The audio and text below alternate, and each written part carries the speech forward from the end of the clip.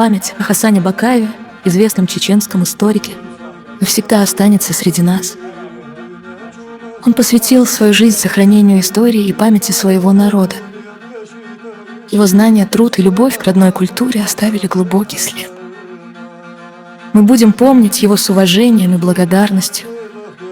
Да помилует его Аллах и дарует ему рай. Талакич Дойла.